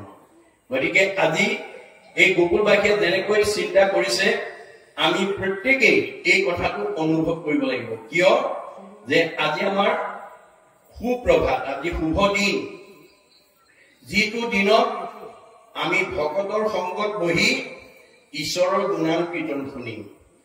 গতিকে জীৱনৰ যিটো দিনত ঈশ্বৰৰ কথা শুনিব সেইটোহে আমাৰ শুভ দিন, আৰু যিটো দিনত আমি ঈশ্বৰৰ কথা নুশুনাকে যাব সেইটো আমাৰ দুদিন। মাধৱদেৱে গোসাত লিখিছে, সেইহিকে দিনক ভাই দুদিন বুলিয়া মানি মেঘাচৰণ নহয় দুদিন, কৃষ্ণ কথা অমৃত সম্যক আলাপ ৰস যিটো দিন বয়বিহীন। আমি ৰাতিপুৱা শুই উঠাৰ পৰা গধূলা হোৱালৈকে যিদিনাখন কৃষ্ণ কথা এটা নকলো, নাগালো, নুশুনিলো, সেইদিনা আমাৰ দুদিন গল। গতিকে কৃষ্ণ কথা শুনিলে আমাৰ সুদিন আহে, অৰ্থাৎ আমাৰ পুণ্য হয়, আমাৰ জীৱ সংস্কাৰ হয়। এতিয়া কৈছে ইহঁত হকিত মুখ দেখিব দুনাই, প্ৰেমে পৰিপূৰ্ণ গোপী ভৱে চলি যায়। যে আমি সকলোৱে আজি ইহঁত হাঁহিৰ মুখত কৃষ্ণক দেখা পাম, এই ভাৱেৰে তেওঁলোকে আনন্দ মনেৰে গৈছে। জগতৰ পূজ্য যিটো দৈৱকী কুমাৰ, যাক নপাই প্ৰাণ ফুটে সদায় আমাৰ। যে দৈৱকীৰ পুত্ৰ কৃষ্ণক নেদেখিলে আমাৰ প্ৰাণ ফুটি যায়, অৰ্থাৎ আমি দুখ প্ৰকাশ কৰিবলগীয়া হয়, দুখত থাকিব লগা হয়। তাহানো দেখিব পাদ পংকজ দুদয়, আজি জন্ম সাম্ফল্য মিলিবে মহোদয়। আজি তেওঁৰ সেই পাদপদ্ম আমি দৰ্শন কৰিম আৰু আমাৰ সৌভাগ্য উদয় হব। যিটো জগতৰ আত্মা ভকত বান্ধৱ, বুলিলা প্ৰভুদ ধৰি আমাক মাধৱ। গতিকে তেওঁ জগতৰে আত্মা আৰু ভকতৰ বান্ধৱ। মনত ৰাখিব, ভগৱন্ত ভকতৰ বান্ধৱ, অভকতৰ শত্ৰু। কিন্তু তেওঁ দুষ্টক দমন কৰে, সন্তক পালন কৰে। তেওঁ ভকতৰ বন্ধু, সকলো বিপদত ভকত মানে ভগৱন্তই ভকতক উদ্ধাৰ কৰে। আপুনি জীয়াই থকা কালছোৱাত সকলো বিপদৰ পৰা, সকলো সমস্যাৰ পৰা উদ্ধাৰ হবলৈ হলে আপুনি গুণত ভকত হব লাগিব। মনত ৰাখিব কথাটো। তেওঁ ভকত বৎসল, তেওঁ ভকতক ভাল পায় আৰু ভকতৰ বান্ধৱ, আৰু অভকতৰ তেওঁ মহাশত্ৰু, অভকতক তেওঁ দমন কৰে। গতিকে এই ভাগৱতৰ তত্ত্বখিনি আমি বাস্তৱ জীৱনত ৰূপায়ণ কৰিবৰ কাৰণে আমি যত্ন কৰিব লাগিব। ভাগৱত শুনিলে এনে শুনাৰ পৰা আমাৰ কি লাভ হব, যে আমি এনেকুৱা এখন ঘৰত বাস কৰিব লাগিব অনাগত দিনত, যিখন ঘৰলৈ কৃষ্ণ নমতাকে আহে। কৃষ্ণক নমতাকে অহা ঘৰ এখনত আমি বাস কৰিবলৈ শিকিব লাগিব। কোনখন ঘৰলৈ কৃষ্ণ নমতাকে আহে, যিখন ঘৰত পুৱা গধূলি ধূপ ধূনা জ্বলে, ঈশ্বৰ উপাসনা কৰে, সেইখন ঘৰলৈ কৃষ্ণ আহে বুলি ভাগৱতে কৈছে। যেই নাম সেই হৰি, জানা নিষ্ট কৰি, নামৰ সংগ নচাৰন্ত হৰি। ভগৱন্তে যতেই ভগৱন্তৰ নাম ততেই কৃষ্ণ থাকিব। কৃষ্ণ থকা ঘৰখন আনন্দত থাকিব, মিলা প্ৰীতিত থাকিব, মৰম চেনেহত থাকিব, একতাৰ দূৰেৰে বান্ধ খাই থাকিব। যিখন ঘৰত পুৱা গধূলি ধূপ ধূনা নজ্বলে, ঈশ্বৰ উপাসনা নকৰে, সেইখন ঘৰলৈ কোন আহিব? আমাৰ দ্বাদশ স্কন্ধ ভাগৱতত কৈছে, শ্ৰৱণ কীৰ্তন জড়িত কৃষ্ণৰ নকৰে, তৈ তেখে ৰাক্ষসীগণে বিঘিনি আচৰে। যিখন ঘৰত পুৱা গধূলি ধূপ ধূনা নজ্বলে, ঈশ্বৰ উপাসনা নকৰে, সেইখন ঘৰলৈ অঘাসুৰ, বকাসুৰ, প্ৰলম্বাসুৰ, অৰিষ্টাসুৰ, পুতনা, ব্যামাসুৰ, ধেনুকাসুৰ সব অসুৰবিলাক আহি সেইখন ঘৰত সোমাই যাব। কায়িকভাৱে নহয়, স্বভাৱগত গুণগত ভাৱে। আমাৰ কিছুমান মানুহ এনেকুৱা আছে, গৃহস্থী মানুহ, কথা কবই নোৱাৰি, টিঙিচকে খং উঠে, কথা কবই নোৱাৰি, লাঠিডাল উলিয়াই আনে, কথা কবই নোৱাৰি, ঠেহ পেচ লাগি চকু পানী উলিয়াই ৩-৪ দিন মানলে ভাত পানী নাখায়। এনেকুৱা স্বভাৱ যিখন ঘৰৰ পৰিয়ালৰ আছে, সেইটো অসুৰ থকা পৰিয়াল। মনত ৰাখিব কথাটো। সেইখন ঘৰত কৃষ্ণ নাই, অৰ্থাৎ আনন্দ নাই, দুখ বেদনাই ভৰি আছে। এতিয়া আমি ভাগৱত শুনি সেইখন ঘৰৰ পৰা সেই অসুৰৰ পৰিয়ালবিলাকক উলিয়াই দিব লাগিব। যেতিয়ালৈকে সেই অসুৰবিলাকক আমি ঘৰৰ পৰা উলিয়াব নোৱাৰিম, তেতিয়ালৈকে সেইখন ঘৰৰ পৰিয়ালৰ মানুহে শান্তিত থাকিব নোৱাৰিব। আমি কেনেকৈ উলিয়াম? নাৰায়ণ ঠাকুৰে এটা ফকৰাত কৈছে, কুকুৰে কৰিলে বিয়া বাঘৰ জীয়াৰী, দেখিয়া ভালুক গৈলে ঘৰ বাৰী এৰি। কুকুৰে যদি বাঘৰ জীয়াৰী বিয়া কৰাব পাৰে, সেইখন ঘৰত আৰু ভালুকৰ পৰিয়াল নাথাকে। কুকুৰ মানে জীৱ, লৰাই হওক ছোৱালীয়ে হওক ডেকাই হওক বুঢ়াই হওক বোৱাৰীয়ে হওক জীয়াৰীয়ে হওক পিতৃয়ে হওক মাতৃয়ে হওক, যিটো জীৱই বাঘৰ জীয়াৰী মানে নাম, বিয়া মানে সম্পৰ্ক, নামৰ লগত যি সম্পৰ্ক পাতিব সেইখন ঘৰত ভালুকৰ পৰিয়াল মানে কাম ক্ৰোধ লোভ মোহ মদ মাৎসৰ্য ঈৰ্ষা হিংসা কুৎসুত কপট এইবিলাক ভাৱ থাকিব নোৱাৰিব। আৰু সেইকাৰণে নাৰায়ণ ঠাকুৰে আন এটা ফকৰাত কৈছে, ব্ৰহ্মাক মাৰিবা বিষ্ণুক মাৰিবা ৰুদ্ৰক নিদিবা ঠাই, মহা মহা মহন্ত আহিলে কোবাই মাৰিবা তেহে ভগতি পায়। ব্ৰহ্মাক মাৰিবা মানে ৰজগুণক মাৰিব লাগিব, বিষ্ণুক মাৰিবা সতগুণক মাৰিব লাগিব, ৰুদ্ৰক মাৰিবা তম গুণক মাৰিব লাগিব। এই তিনিটা গুণ যেতিয়ালৈকে মাৰিব নোৱাৰে তেতিয়ালৈকে আপুনি পূজা হৈ থাকিব। কংসৰ কপালত মানে চন্দনৰ ফুট দিয়া সেই হৰিন্ধি বুলি ভাবি থাকিলে নহয়, আপুনি ময়ো হৰিন্ধিয়ে হৈ থাকিব। যেতিয়ালৈকে আমি অজ্ঞানতা আৰু অহংকাৰক প্ৰশ্ৰয় দি থাকিম তেতিয়ালৈকে আপুনি ময়ো সেই কংসৰ কপালত চন্দনৰ ফুট পিন্ধোৱা হৰিন্ধি কুজিয়ে হৈ থাকিম। কুচ কেইটা? তিনিটা। হৰিন্ধিৰ কুচ কেইটা? তিনিটা। যিদিনাখন তেওঁ কৃষ্ণৰ কপালত চন্দনৰ ফুট লগাই দিলে থুতৰিটো ধৰাৰ লগে লগে ৰিজু হৈ গল। ৰিজু মানে কোন হৈ গল, অৰ্থাৎ তেওঁ তিনি গুণত পুঁজি হৈ আছিলে। সতৰজতম তিনিটা গুণত আমি যেতিয়ালৈকে থাকিম তেতিয়ালৈকে আপুনি ময়ো পূজা কৰি থাকিম। গতিকে আজিৰ দৰে নিৰ্গুণ স্থানলৈ আহিম। তুমি প্ৰভু নিৰ্গুণ গুণৰ সীমা নাই, নিৰ্গুণ হৈ জীৱ সুহী গুণ গায়। গতিকে গুণময় ভাবকেইটা যেতিয়ালৈকে নিৰ্গুণক লৈ আনিব নোৱাৰিম। উদ্ধৱক কৈছে, মূৰ কথা যথাৰ্থ নিৰ্গুণ সেই স্থান, ঈশ্বৰক জানিলে নিৰ্গুণ হৈ জ্ঞান, বুলিও নিৰ্গুণ শ্ৰদ্ধা মুহুৰ সেৱা, নিৰ্গুণ স্থানক পাবে ভকতে আমাৰ। আপোনালোক আজি ভকত হৈ আছে, ভকতেহে নিৰ্গুণ স্থানৰ অধিকাৰী হ'ব পাৰিব আৰু ভকতকহে ভগৱানে কৃপা কৰিব। এই তথ্য আমি জানিব লাগিব। গতিকে যেতিয়ালৈকে ঈশ্বৰৰ কথা নুশুনে তেতিয়ালৈকে আপুনি ময়ো তিনি গুণৰ পূজাই হৈ থাকিম। কৃষ্ণ কথাই আমাক ফোন কৰি পেলাব, আমাৰ এই গুণময় ভাৱবিলাকৰ পৰা আমাক মুক্ত কৰি দিব। এই তথ্যটো আমাক ভাগৱতে দি আছে। গতিকে যাতে আমি পূজা হৈ থাকিব লাগে, আমি যাতে কোন হৈ যাব পাৰো তাৰ কাৰণে ভাগৱত শুনিব লাগিব। গতিকে এই তিনিটা গুণ আৰু মহা মহা মহন্ত মানে কাম ক্ৰোধ লোভ মোহ মদ মাৎসৰ্য ঈৰ্ষা হিংসা এইবিলাকক আমি মাৰিব লাগিব, অৰ্থাৎ সংস্কাৰ কৰিব লাগিব। তেতিয়াহে আমি কৃষ্ণক লাভ কৰিব পাৰিম। এই তথ্য আমাক দিছে। গতিকে ভাগৱতৰ মাজেদি আমি এই তথ্য লৈ যাব লাগিব। এতিয়া তেওঁ ভকত বৎসল হব লাগিব। ভগৱন্ত ভকত বৎসল, ভকতক ভাল পায়। গতিকে আজি তাৰিখতো পাব, আগলৈও পাব। ভগৱন্ত ভকত বৎসল। গতিকে আমি ভগৱন্তক বৰ্তমান জীয়াই থকা অৱস্থাত পাবলৈ হলে আমি ভকত হব লাগিব। ভকত হবলৈ হলে আমাৰ তিনিটা আখৰৰ গুণ আমাৰ গাত লাগিব। কাণত চেলেং গামোচা ললে ভকত নহবও পাৰে। চেলেং গামোচা ভকত নহয়। চেলেং গামোচা আমাৰ এটা জাতীয় পোচাক। পোচাকটো কেতিয়াও ভকত হব নোৱাৰে। আপুনি ভকত হবলৈ হলে ভকত তিনিটা আখৰৰ গুণ আপোনাৰ গাত লাগিব। ভ আখৰে কি কৈছে? ভ শব্দে ভগৱন্ত ভৱ বিমোচন, ভজন ভক্তিত তুষ্ট ভুৱন্ত সিজন। ভগৱন্তই কাক ভাল পায়? মানুহৰ জন্ম পায় যি ঈশ্বৰ কৃষ্ণৰ সেৱা কৰে, নাম লয়, তেওঁৰ ভক্তি কৰে, সেইজন ঈশ্বৰৰ প্ৰিয়। মাক বাপেকে কোন ল'ৰা ছোৱালীক ভাল পায়? যি ল'ৰা ছোৱালীয়ে মাক বাপেকক শ্ৰদ্ধা কৰে, ভক্তি কৰে, মৰম কৰে, আদৰ কৰে, সন্মান কৰে, কথা শুনে, ভাগ বচন মানে, দিহা পৰামৰ্শ মতে চলে, সেইটো সন্তান সকলো পিতৃ মাতৃৰ মৰমৰ। জন্ম দিয়া সন্তান হৈ যদি কোনোবা লৰাই যদি মাক বাপেকক শ্ৰদ্ধা নকৰে, ভক্তি নকৰে, মৰম নকৰে, সন্মান নকৰে, আদৰ নকৰে, কথা নুশুনে, ভাগ বচন নামানে, দিহা পৰামৰ্শ মতে নচলে, সেইটো সন্তান কোনো মাক বাপেকৰ মৰমৰ হব নোৱাৰে। এইটো যেনেকৈ সঁচা কথা। আমি কাৰ সন্তান? আমাৰ ভাগৱতে কৈছে, যিজনৰ টিপিটিত তুষ্ট হব দেও, জানিবা সিজনৰ পিতৃ এক কৃষ্ণ দেৱ। আমাৰ সকলোৰে পিতৃ কৃষ্ণ।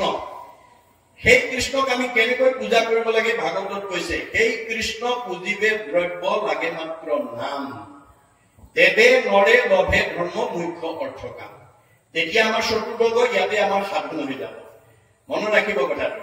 গতিকে আমি ভগৱন্তৰ কথা শুনিলে আমাৰ মন পবিত্ৰ হৈ যাব।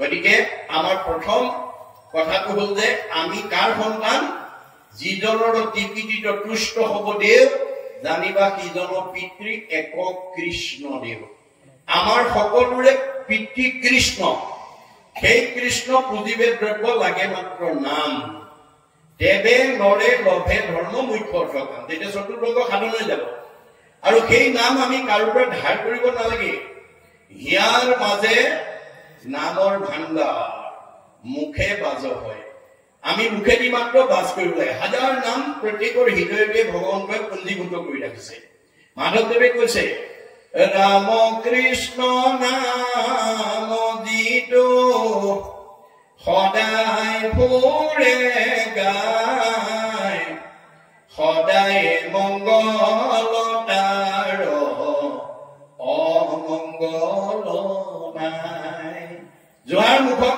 ভগৱন্তৰ হাজাৰটা নামৰ পৰা এটা নাম কৰ্মৰ মাজতে গাই থাকিব সেইটোৰ ওচৰলৈ কোনো অমংগল আহিব নোৱাৰে তাৰ ওচৰলৈ আহিব যি কৃষ্ণৰ নাম নাগায় সুমংগলে ধনে ধনে টকাই পইচাই গাড়ীয়ে মটৰে পকা ঘৰে দুৱাৰে ব্যৱসায় বাণিজ্য একদম নদন বদন হৈ আছে কিন্তু কৃষ্ণৰ নাম নলয় কৃষ্ণৰ নাম নোলোৱা মানুহ পাৰ্থিৱ ধন সম্পদে তেওঁক মংগল আনিব নোৱাৰে সুমংগলে অমংগল জানা কৃষ্ণ বিনে অমংগলে সুমংগল কৃষ্ণৰ কীৰ্তনে এই কথা জানিবৰ কাৰণে ভাগৱত শুনিবলৈ আহিব লাগে যে আমাৰ কিছুমান মানুহে ধন টকা পইচা গাড়ী মটৰ টকা ঘৰ দুৱাৰ হলে সমাজলৈ নহা হয় নামঘৰলৈ নাহে সত্ৰলৈ নাহে ঈশ্বৰৰ কথা নুশুনে কিন্তু আমাৰ স্বভাৱটো কেনেকুৱা হ'ব লাগে ভগৱানে আমাৰ পূৰ্ব পুণ্যৰ ফলত এই জন্মত আমাক ধনে ধনে টকাই পইচাই গাড়ীয়ে মটৰে পকা ঘৰে দুৱাৰে নদন বদন কৰি দিছে সেইবিলাকৰ মাজতো যিজনে ঈশ্বৰৰ নাম নেৰে সেইজনক ভগৱন্তই সকলো বিপদৰ পৰা উদ্ধাৰ কৰে বুলি ভাগৱতত উল্লেখ আছে অসম্পদ কালত যিজনে ভজয় ঈশ্বৰক নিষ্ঠ কৰি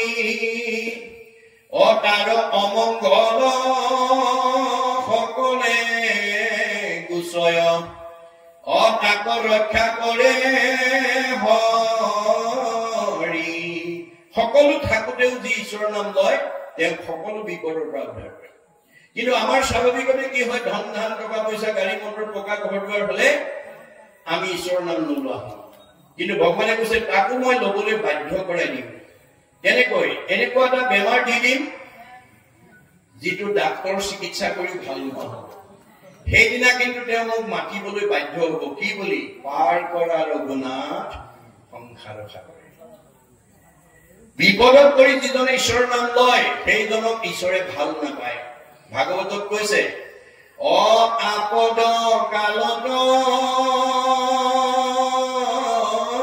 যিজনে আপদ কালত ত্ৰাহি ত্ৰাহি বোলৈ নবোলে সম্পদ কালে এই তাংক প্ৰতি তুষ্ট ভুইবন্ত ঈশ্বৰ ইটো কোন শাস্ত্ৰে কহে বিপদত হলে ঈশ্বৰৰ নাম লয় কিন্তু সম্পদত নলয় সেইজন মানুহক ভাল পায় বুলি কোন শাস্ত্ৰত লিখা আছে সেইজন ঈশ্বৰে ভাল নাপায় আমাৰ দাৰ্শনিক দিছে man is a social animal আমি মানুহ জাতিৰ সমাজপ্ৰিয় জীৱ গতিকে আমি সকলো সময়তে সমাজৰ লগত আমি সুসম্পৰ্ক ৰাখি থাকিব লাগে সেইজন মানুহক সমাজে ভাল পায় কিন্তু আমাৰ কিছুমান মানুহ আছে যেতিয়া নিজৰ সকলো ফালৰ পৰা স্বচ্ছতা আহে তেতিয়া সমাজলৈ নহা হয় নামঘৰলৈ নহা হয় সত্ৰলৈ নহা হয় ঈশ্বৰৰ কথা নুশুনা হয়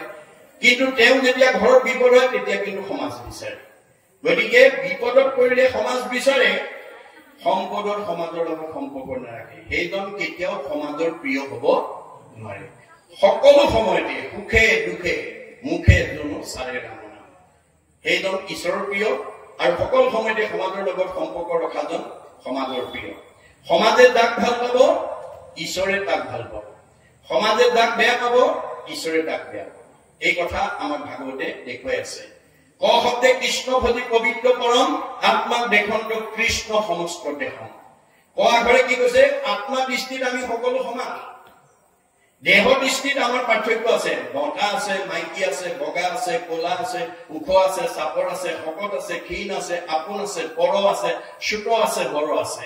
এইবোৰ দেহ ধৰ্ম। দেহ ধৰ্ম নলব। দেহ ধৰ্ম এৰি আত্মা ধৰ্ম ললেহে আমি ঈশ্বৰৰ প্ৰিয় হ'ব পাৰিম। দেহ ধৰ্ম লোৱা মানুহক ঈশ্বৰে ভাল নাপায়, কাৰণ দেহটো আজি আছে কালিলৈ নাই। যিটো বস্তু আজি আছে কালিলৈ নাই, এই মায়া নামৰ দেহটোক যি ধৰ্ম কৰিব, দেহ ধৰ্ম কৰিব, সেইজন ঈশ্বৰৰ প্ৰিয় হ'ব নোৱাৰে। আজি আমাৰ এই কথা নাজানি দেহ ধৰ্ম লোৱা মানুহৰ সংখ্যা সমাজত বেছি। দেহ ধৰ্ম লোৱা মানুহৰ স্বভাৱ কেনেকুৱা? আমাৰ বুঢ়াসকলে কয়, খেনুক দেখি ৰান্ধে বাঢ়ে, খেনুক দেখি দুৱাৰ মাৰে। আমাৰ কিছুমান মানুহ আছে, ধনী মানি চাকৰি বাকৰি থকা মানুহ আহিলে ধুনীয়াকৈ চোফাৰ চিটত বহুৱাই খুৱাই বুৱাই আদৰ সম্ভাষণ কৰে। অলপ দুখীয়া চাকৰি তাকৰি নোহোৱা মানুহ হলে, ধন টকা পইচা নাইকিয়া মানুহ হলে চোতালতে সুধে কেলে আহিছিলে, বোলে বাপক লগ কৰিব আহিছো মই। নাই নহয়, ক'ত গ'ল? এই মাত্ৰ বজাৰ কৰিবলৈ ওলাই গ'ল। হয় নেকি? বোলে হয়। তেনেহলে দাম বেয়া, বোলে যোৱাগে। আমাৰ বহুত মানুহে আলহী অতিথি কিছুমানক চোতালৰ পৰাই উল্টাই পঠিয়ায়। তেনেকুৱা স্বভাৱ আছে যদি এৰিব। আপুনি ওচৰ আঁতৰ ভাগ লৈ আপুনি ভগত সেৱা নকৰিব। দেহৰহে ওচৰ আঁতৰ আছে, আত্মাৰ ওচৰ। ক আখৰে কৈছে আত্মা সৰ্বব্যাপ্ত। ক শব্দে কৃষ্ণ ভজি পবিত্ৰ পৰম, আত্মাক দেশন্ত সমস্ত দেশন। সকলোতে আত্মা সমান পৰিমাণে আছে। কেনেকৈ আছে? ঋগ্বেদত কৈছে কে সাগ্ৰ শতভাগস্য শতাংশ স্বাদিচাত্মক জীৱ সূক্ষ্ম অৰূপ অয়ং সংখ্যাদিদু হি চিত্তন।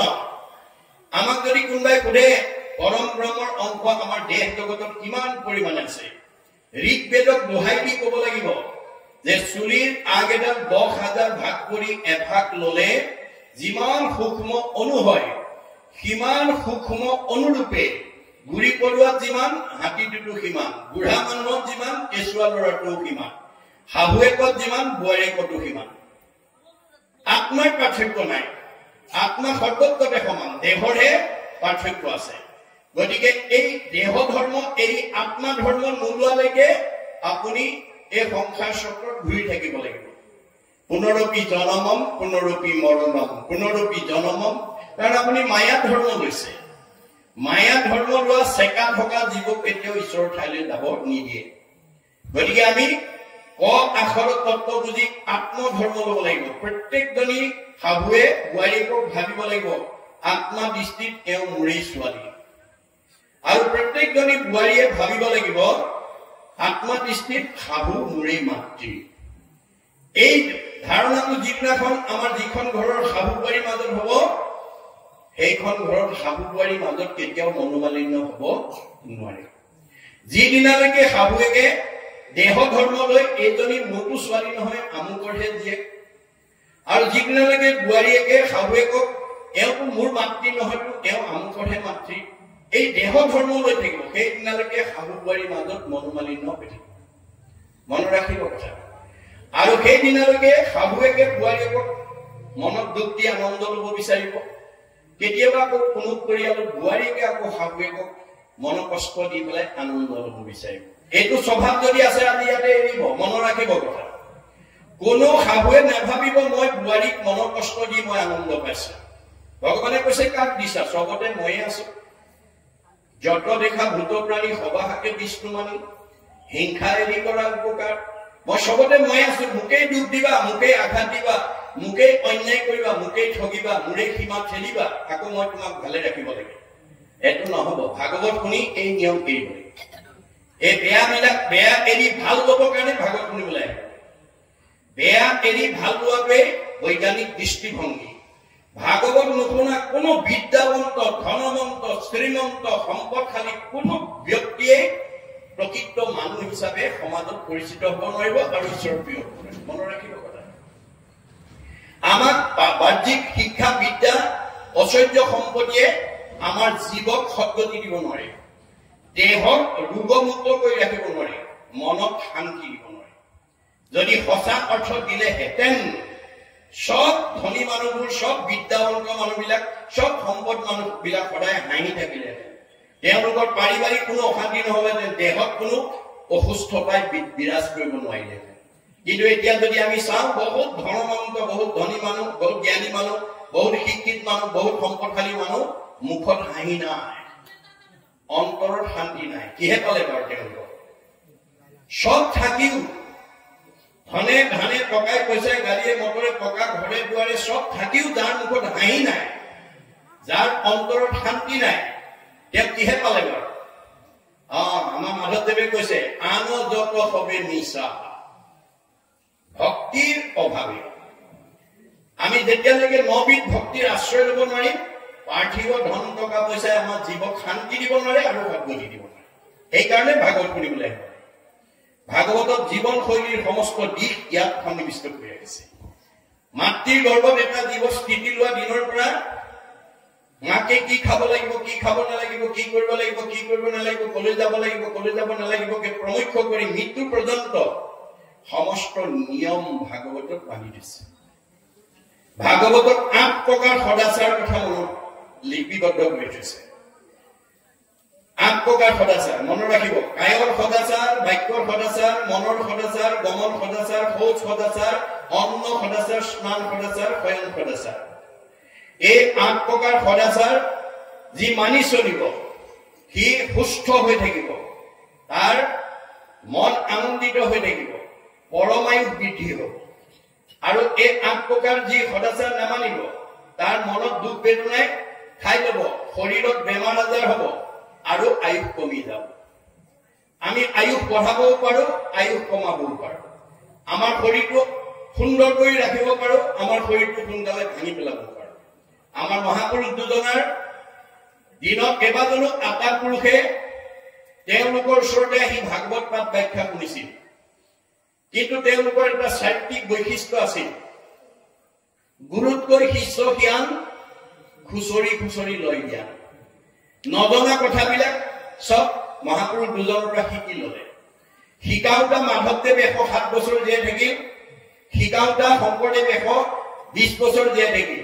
তেওঁৰ পৰা শিকা বদৱা আটা 130 বছৰ, ৰামৰাম আটা 140 বছৰ আৰু মথুৰা দাস আটাই 151 বছৰলৈ আয়ু বঢ়ালে।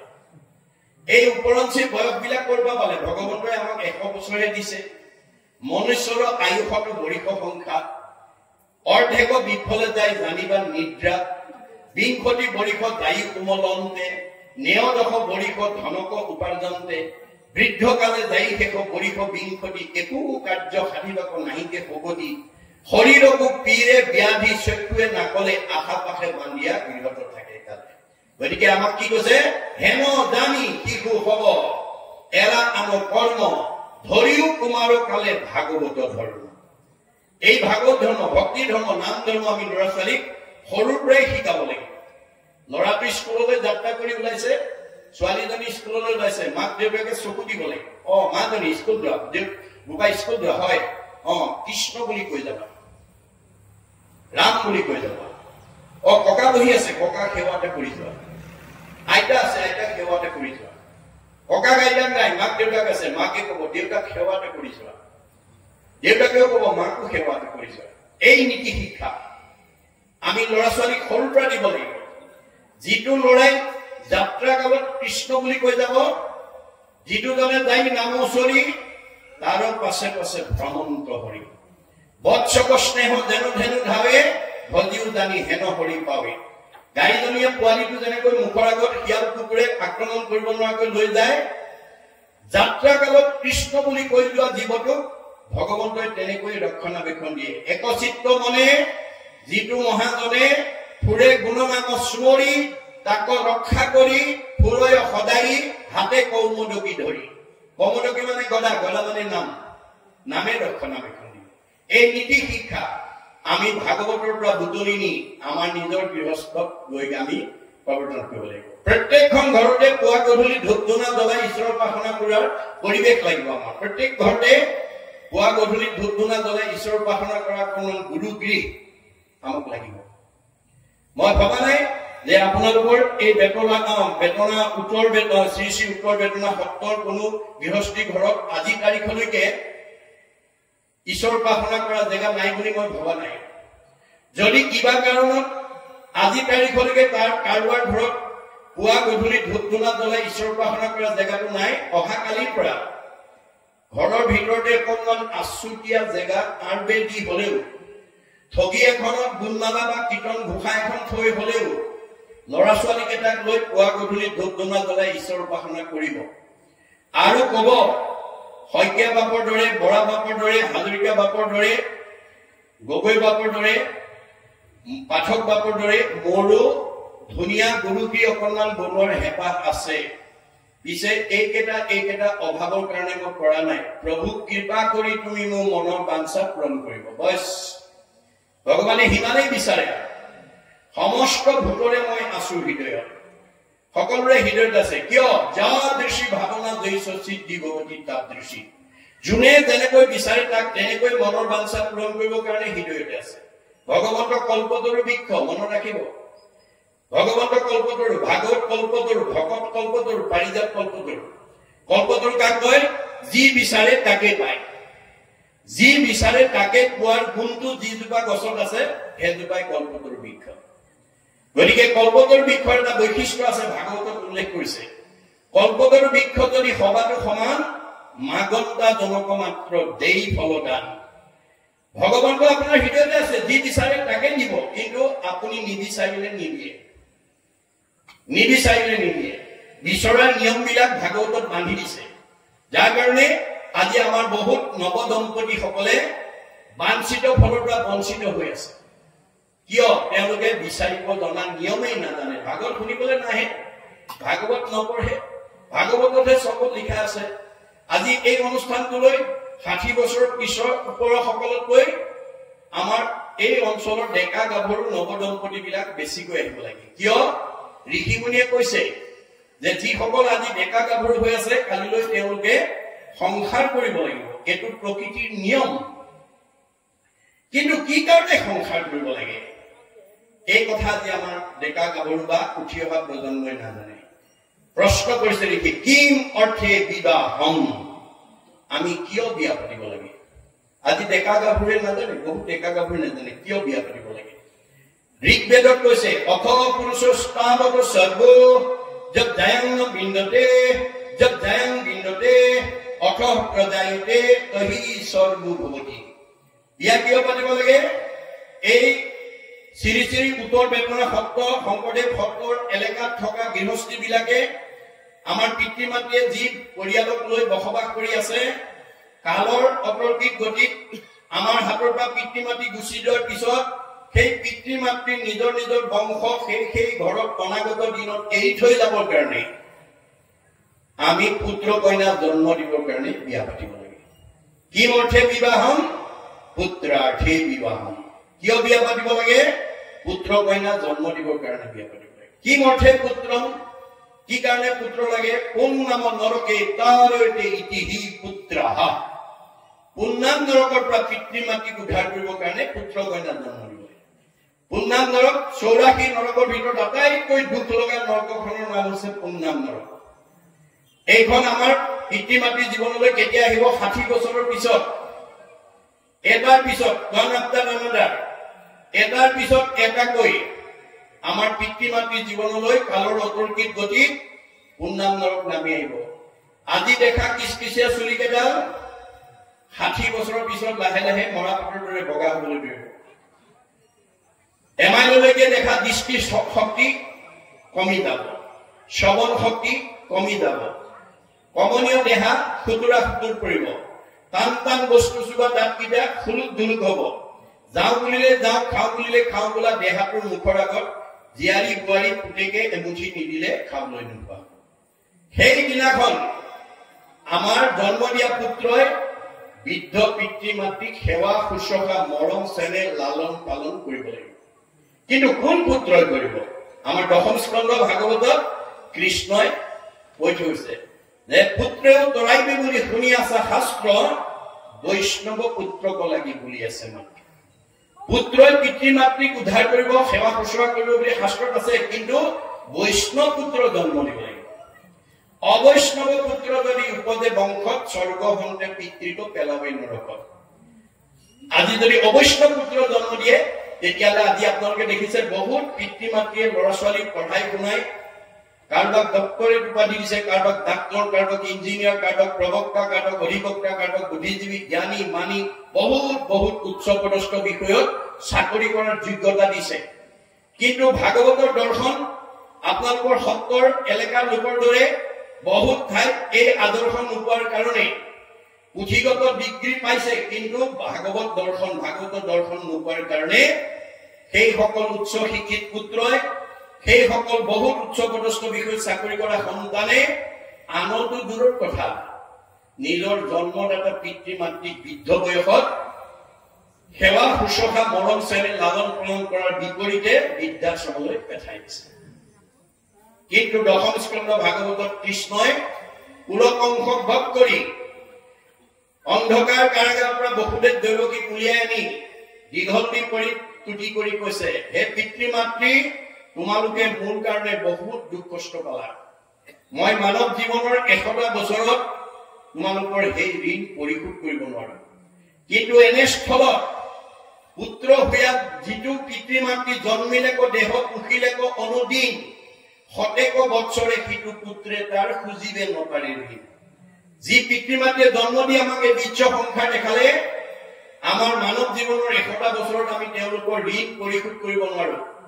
তেনেস্থলত ভাগৱতৰ দৰ্শন নজনাৰ কাৰণে পুত্ৰ হোৱা যিটো পিতৃক নপুষ হৈ দুৰ্জন আতি আবাতি তাহাৰ মাংসক তাকে খুৱাবয় জমৰ কিং কৰে কাটি।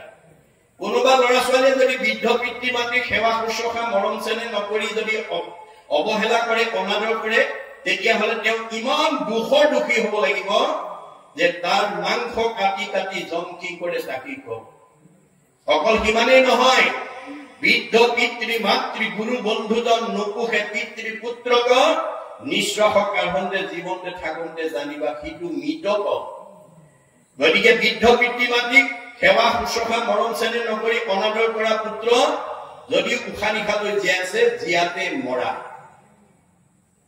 এয়া ভগৱন্তৰ শ্ৰী মুখেদি কৈছে দশম স্কন্ধ ভাগৱত।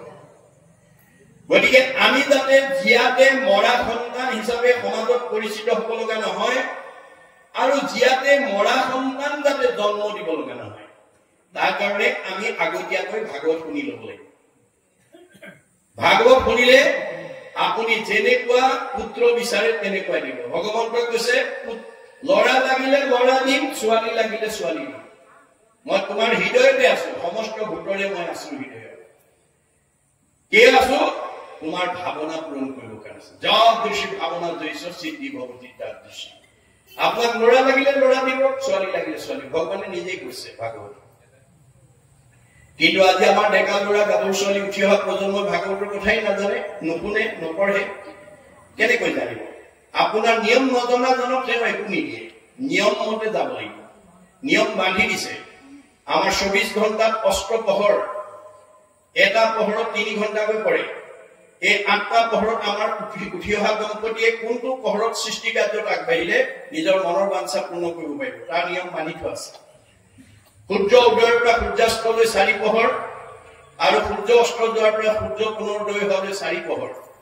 ইয়াৰ প্ৰথম সূৰ্য উদয়ৰ পৰা সূৰ্য অস্ত যোৱালৈকে এই দিবা সময়ত কোনো দম্পতী সৃষ্টি কাৰ্যত আগ নাবাঢ়ে বা বাঢ়িব নালাগে। আমি কেতিয়া আগবাঢ়িব লাগিব? সূৰ্য অস্ত যোৱাৰ পৰা পুনৰ সূৰ্য উদয় হোৱালৈকে। তাৰ ভিতৰত প্ৰথম 2টা পোহৰ বাদ দিবৰ কাৰণে বিজ্ঞানে স্বীকাৰ কৰিছে যে আমি খোৱা আহাৰটো ব্ৰহ্মলৈ ৰূপান্তৰ হবলৈ কমেও 6 ঘণ্টা লাগে। আমি খোৱা আহাৰটো প্ৰথমতে ৰসৰ পৰা তেজ, তেজৰ পৰা মাংস, মাংসৰ পৰা মেদৰ পৰা হাড়, হাড়ৰ পৰা মজ্জাৰ পৰা শুক্ৰ, আৰু শুক্ৰৰ পৰা আমাৰ সতি সন্তান জন্ম হ'ব। গতিকে আমি 2টা পোহৰ বাদ দি 3য় আৰু 4ৰ্থ পোহৰত আমি সৃষ্টি কাৰ্যত আগবাঢ়িব লাগে। কেনেকৈ? পুৰুষ প্ৰকৃতি হবা একমতি, দেহে সিজিব হৰি ভগতি। প্ৰথম সন্তানটো আপোনাক কি লাগে? ল'ৰা লাগে নে ছোৱালী লাগে? স্বামী স্ত্ৰী দুইজনে আলোচনা কৰিব, আৰু কেনেকুৱা গুণৰ ল'ৰা ছোৱালী লাগে সেইটো কথা দুইজনে আলোচনা কৰিব, কৰি যথা সময়ত নিবেদন কৰিব লাগে। যদি এই নিয়ম নাজানে তেতিয়া আমাৰ অৱস্থা কাশ্যপ ঋষিৰ দৰে হ'ব। কাশ্যপ ঋষি 2গৰাকী ভাৰ্যা, এগৰাকী দ্বিতীয় আৰু এগৰাকী অদিতি। অদিতিয়ে স্বামীৰ লগত মন মিলাই সময়মতে সৃষ্টিকাৰ্যত আগবাঢ়িছিল।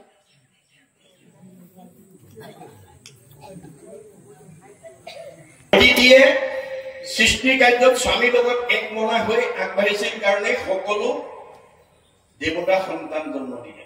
কিন্তু গীতি হিংসা কৰি আছিল। সতিনীৰ ল'ৰা হোৱা দেখি তেওঁ হিংসা ভাগি পৰিছিল আৰু অসময়ত গৈ উপাসনাৰ স্থানত গৈ স্বামীক পুত্ৰ কামনা কৰিছিল। তেতিয়া দূৰদৰ্শী সম্পন্ন কশ্যপ ঋষিয়ে কৈছিল, হে বাৰ্যা, এইটো সময় পুত্ৰদানৰ সময় নহয়, তুমি ধৈৰ্য ধৰা। কিন্তু গীতিয়ে নামানিলে। উপায়ন্তৰ হৈ ভাৰ্যাক সন্তুষ্ট দিবৰ কাৰণে পুত্ৰদান দিলে। ফলত কি হল? হিৰণ্যাক্ষ আৰু হিৰণ্যকশিপু অসুৰৰ জন্ম হল। গতিকে আমিও যদি সময় নজনাকৈ যদি সৃষ্টি কাৰ্যত আগবাঢ়ো, আমাৰ ঘৰলৈ তেনেকুৱা আসুৰিক স্বভাৱৰ সন্তানে আহিব। ভাগৱত শুনি এই নিয়ম আমি মানিব লাগিব। সেইকাৰণে ভাগৱত শুনিব লাগিব। আৰু এতিয়া এই জগতৰ পূজ্য ভগৱন্তই যি ভকতক, যিটো জগতৰ আত্মা ভকত বান্ধৱ বুলিলা প্ৰবোধ কৰি আমাক মাধৱ। গতিকে জগতৰ জীৱৰ আত্মাস্বৰূপ পৰম বান্ধৱ মনত ৰাখিব ভকতৰ। মই কলো ভ শব্দে ভগৱন্ত ভৱ বিমোচন, ভজন ভক্তি তুষ্ট হন্ত সিজন, ক শব্দে কৃষ্ণ ভজি পবিত্ৰ পৰম, আত্মাক দেশন্ত কৃষ্ণ সমস্ত দেশম, ত শব্দে তৰণৰ উপায় শৰণ, হৃদয় মধ্যত দেখে কৃষ্ণৰ চৰণ। তাকেহে বুলিও ভকত জানিবা নিশ্চয়, নিজে তৰি কুলক উদ্ধাৰ হয়। এই তিনিটা আখৰৰ গুণ যাৰ গাত থাকিব সেইজন ভকত। তেওঁ নিজেও উদ্ধাৰ হব, আনকো উদ্ধাৰ কৰিব। আপোনালোকৰ ঘৰত যদি এজন ভকত থাকে, তেওঁ নিজেও উদ্ধাৰ হব, পৰিয়ালটো উদ্ধাৰ কৰিব। যদি এজন অভকত থাকে, তেওঁ নিজেও মৰিব, পৰিয়ালটো মাৰিব। আপোনালোকৰ সমাজত যদি এজন বেয়া মানুহ থাকে, তেওঁ নিজেও নষ্ট হব, সত্ৰখনকো গণ্ডগোল লগাই দিব। মনত ৰাখিব লাগে। গতিকে আমি বাছি উলিয়াব লাগিব যে আমাৰ কাৰ কাৰণে পৰিয়ালত কাজিয়া পেচাল লাগিছে, আৰু কোনজনৰ কাৰণে আমাৰ সত্ৰ বা আমাৰ সমাজখন বা আমাৰ গাঁওখনত অশান্তি হৈছে। সেই জীৱকেইটাক বাছি উলিয়াই লৈ আমি ভাগৱতৰ মাজেদি তেওঁলোকক সংস্কাৰ কৰিব লাগিব।